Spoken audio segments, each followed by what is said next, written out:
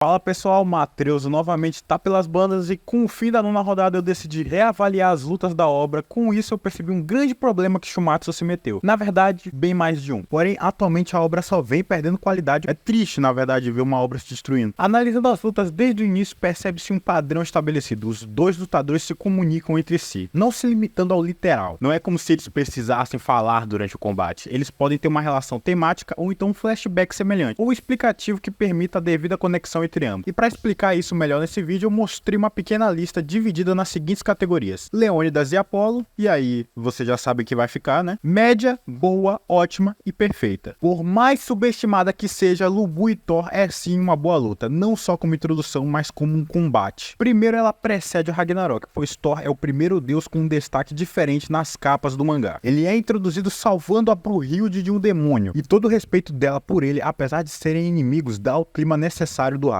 Com a devida apresentação das vanguardas, eu só tenho a elogiar esse começo. Não tinha forma melhor de trabalhar o tema que conecta a Lubu a Thor do que fazer os dois caminharem com a guarda abaixo. Me lembra muito a sensação de ver uma luta do Hanayama e Baki. Afinal, o pilar que ambos trazem é a solidão do mais forte, ou o tédio do mais forte. E o narrador traz isso à tona, acabando com o show do Untel, comentado anteriormente. Ambos os flashbacks mostram e reforçam a sensação de tédio que eles sentiam, um completo contraste com o que está acontecendo agora, com ambos sorrindo durante o combate. Eles não têm tantas falas, a mais memorável, por sinal, é o pedido do Thor para que o Lubu não morra quando o Mjolnir desperta, e tá tudo bem. A primeira rodada tinha a função de apresentar Volund, armas divinas e os próprios combatentes, por isso eu digo que foi um combate que cumpriu a função e entregou muito mais. A segunda rodada, por outro lado, foi um patamar acima. A vitória dos deuses já era esperada na primeira rodada, afinal de contas é preciso estabelecer uma ameaça inicial, porém isso já não era necessário na luta de Zeus e Adão. Eu vi um pessoal reclamando que a Volund de Adão não tinha uma habilidade especial como as outras, mas ele nem precisava de arma divina para lutar. Além disso, a de Lubu também não tinha algo que a destacar. É o que eu gostaria de poder afirmar, mas na verdade é que os autores só estavam se estabelecendo mesmo, por isso as Volunds iniciais eram bem mais limitadas. Que bom que isso mudou com o tempo. E o combate entre Adão e Zeus é o mais puro suco do shonen que podem imaginar. Exatamente por isso é tão legal de assistir. Puro soco e chute. Zeus era meio que muito confiante e o Adão desbanca ele durante uns 90% da luta, o que é inesperado, afinal a imagem que se tem de Zeus em todas as mídias é que ele é imbatível. Agora, sobre os flashbacks. O de Adão é simples, porém muito bom, não precisa de complexidade, ele já é um personagem ridiculamente gostável. E a mesma coisa se aplica a Zeus, porém com um detalhe. O flashback vem com uma preparação para um golpe ridículo de quebrado. Porra, o cara dá um soco tão rápido que o tempo para. E o mais interessante é que não serviu de nada, foi uma excelente preparação só para enaltecer o Adão. Entrando em um campo mais polêmico, que é a conclusão, afinal até os dias de hoje sempre vai ter uma viúva do Adão nos comentários, isso é o quanto esse cara é carismático. Mas já era esperado, se o humano mais forte pudesse desbancar o deus mais forte, esse torneio ia se tornar sem sentido. Enfim, ótima luta, dois personagens carismáticos e um combate muito bom com direito a tudo que os amantes de luta gostam. Sasaki e Poseidon sem enrolação, ótima luta. Todos os dois pilares construídos durante a terceira rodada foram perfeitos. O flashback do Sasaki mostra o quão simples e humilde ele é, tanto que no início do combate ele se senta e começa a analisar pensando na melhor forma para não morrer. Simplesmente o objetivo dele no começo era muito desanimador. Ninguém esperava a vitória dele, é muito fácil vislumbrar um 3-0 dos deuses. E o completo extremo dele, o Poseidon estava tranquilo, nunca que a derrota passou pela mente dele. E o flashback dele mostra exatamente isso. Poseidon despreza todo mundo e pode fazer o que bem entende. Ele literalmente apagou a existência de um dos seus irmãos só porque sim. Não foi para proteger Zeus ou Hades, foi simplesmente para encher o saco e mata o cara. O combate é bom, mas podia ser melhor. E o grande problema e ao mesmo tempo qualidade é o próprio Poseidon, que é uma pedra. Ele não se move muito durante o combate, mas isso é fiel ao personagem. Quem dita o ritmo da luta é o Sasaki, porém ele tá indo dentro dos limites que ele sabe que pode ir, porque se Poseidon lutasse a sério desde o início da luta, ela acabaria. Isso tá explícito no mangá. O que levou a sua derrota é a sua personalidade, e isso é lindo de se assistir. Jack e Hércules, uma das, se não a melhor luta do mangá inteiro. Primeiro, dois personagens diferentes trazendo consigo pilares distintos que se completam ao decorrer da luta. Segundo, é a primeira luta onde vemos alguém ridiculamente mais fraco que o oponente tendo uma vitória. O Jack é especial para nós que somos humanos comuns, mas comparado aos monstros que lutaram antes, ele é derrotado por qualquer um. O humano mais fraco tem a Volund mais forte do mangá até o momento e dificilmente vamos ter outra que se equipare. Por outro lado, temos o Hércules, que é um brutamonte, ele tem de tudo um pouco por conta dos trabalhos, mas aí que tá, o que o Hércules tem de força, o Jack tem de inteligência, e foi exatamente isso que levou à vitória do Jack. A Memon e Shiva, ótima luta, e é a primeira que volta às origens, no sentido de que não temos dois temas distintos entre eles, ou quase isso.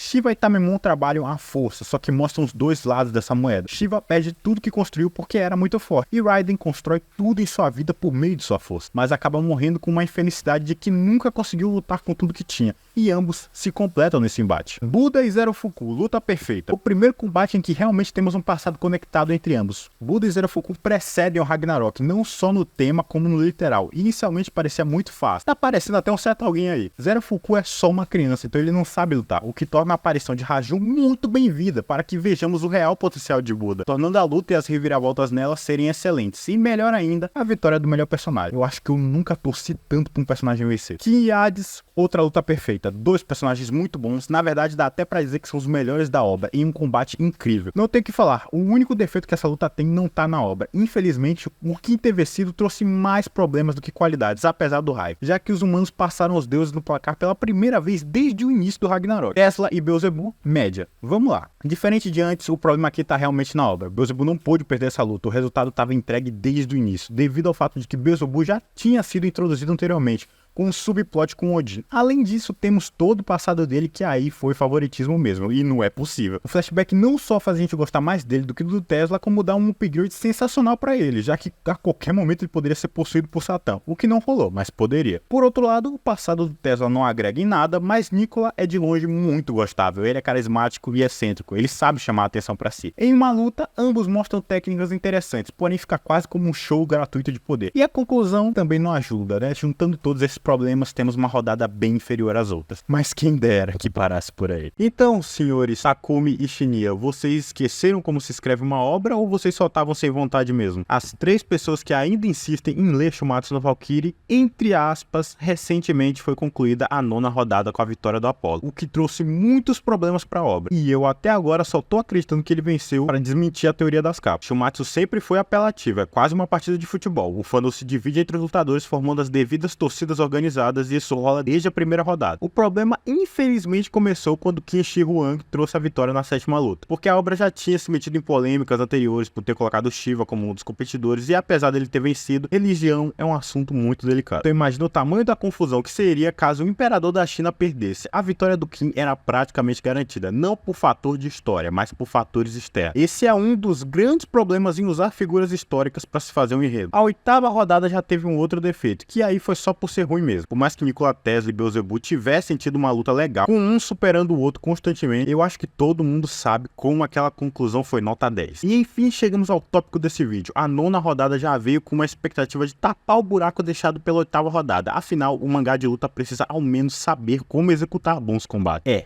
Pelo visto, nem sempre. Cara, eu juro que eu contei. O Leônidas deu 2 golpes realmente efetivos no Apollo durante a luta inteira, e o contexto por trás ainda foi horrível. O passado entre eles ser conectado pelo menos foi uma decisão muito boa, porque corta o caminho de ter que fazer um embate ideológico ser construído entre eles para depois um se mostrar superior, algo que só Buda e Zero Fuku haviam conseguido realizar até então. Nos outros casos, era preciso estabelecer pilares. Lubu e Thor constroem o pilar de serem guerreiros muito fortes, a solidão do mais forte. Adão e Zeus são respectivamente pai da humanidade e pai dos cosmos. Sasaki Poseidon, a gente tem a humildade contra a arrogância. Jack e Hércules, maldade extrema contra a bondade extrema. Tamemon e Shiva, a construção e a destruição por meio da força. Kim e Hades, o rei dos homens contra o rei do submundo. Tesla e Beelzebub, o homem que iluminou toda a humanidade contra o monstro que habita a mais profunda camada do submundo. Leônidas e Apolo pularam essa parte para não fazer nada no final. Apolo foi colocado como sendo superior ao Leônidas desde o início e terminou sendo assim, sem reviravoltas impactantes, sem emoção, seco, como uma caminhada numa estrada ao meio-dia. Quando se escreve uma luta, geralmente podem ser divididas em 3 tipos. Uma luta de iguais, onde os dois são colocados em condições equivalentes ou então próximas. Uma luta desigual, onde um lado claramente é mais forte, porém ainda há uma chance de se trabalhar um combate. E uma surra unilateral, onde um lado é claramente mais forte e acabou. A questão é que Shumatsu no Valkyrie não é uma obra que tem luta, ele é uma obra de luta. É um torneio acontecendo, então as lutas são contadas. São 13 e acabou.